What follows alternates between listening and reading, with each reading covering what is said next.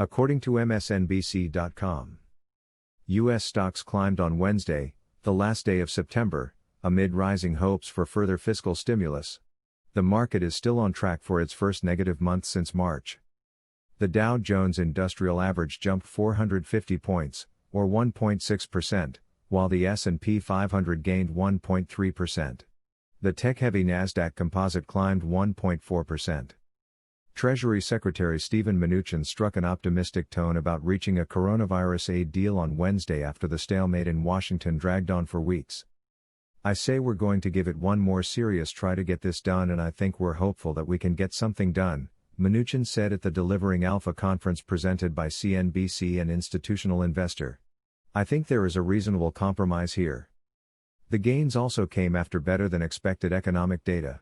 ADP's monthly private sector jobs count showed growth of 749,000 in September, ahead of the 600,000 expected from a Dow Jones economist survey. Meanwhile, pending home sales soared 8.8% in August, marking its highest pace on record, according to the National Association of Realtors survey. Stocks sensitive to the economic recovery, including airlines, banks and cruise operators, led the market rally on Wednesday. Shares of American Airlines and United climbed more than 2.5% each, while Boeing also rose 2.1%. J.P. Morgan, Goldman Sachs and Citigroup all gained at least 1%. Norwegian Cruise popped more than 5%. Still, major averages are headed for steep losses in September and their first monthly declines since March. The S&P 500 is down 4.7% this month through Tuesday's close, on pace for its first down month in 6. The Dow and the Nasdaq Composite have fallen 3.4% and 5.9%, respectively, in September. Vicious first debate. Investors digested the first debate between President Donald Trump and Democratic nominee Joe Biden Tuesday evening, which turned out to be particularly vicious with constant interruptions and insults. Wall Street remained concerned that it will be a drawn-out electoral process that could hit the market. "It was a long night and there's a lot that needs to be sorted out," said Daniel Deming, managing director at KKM Financial. "It became pretty apparent that this thing is not going to be over on November 3rd, and I think the market is probably not too crazy about that. The short-term volatility pressures probably won't abate anytime soon after this debate. In a sense, it's creating even more uncertainty," Deming said. Trump and Biden sparred on a number of issues, including their qualifications to manage the U.S. economy, the nomination of Amy Coney Barrett to the Supreme Court, as well as the U.S. handling of the coronavirus pandemic. Biden came into the debate with an average lead of 6.1 percentage points in recent polls, according to Real Clear Politics. The former vice president was also the favorite to win the election in betting markets heading into the debate. "Most people come away from it thinking it was an ugly experience," said Mark Chandler, chief market strategist at Bannockburn Global Forex. "I don't think it changed people's minds really." Many market strategists have cited uncertainty around the election as a key headwind for the market before year-end, with each outcome bringing its own risks and benefits.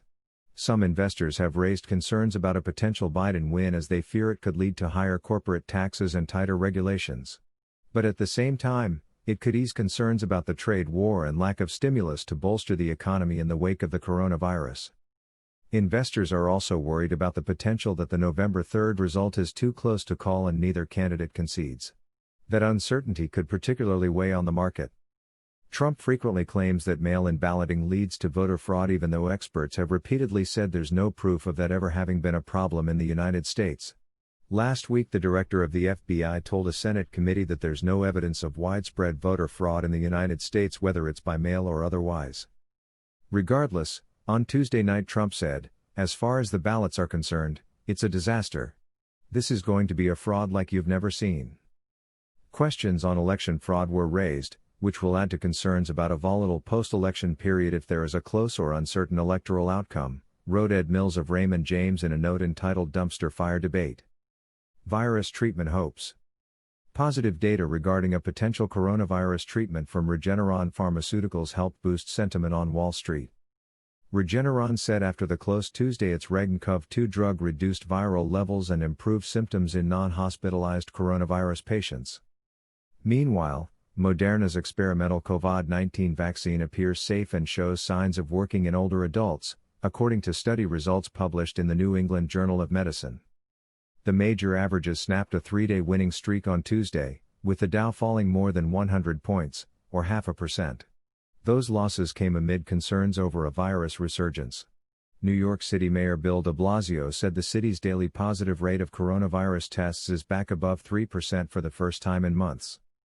Coronavirus infection rates are rising in Europe and the United States as children return to school, Terry Sandvin, chief equity strategist at U.S. Bank Wealth Management, wrote in a note.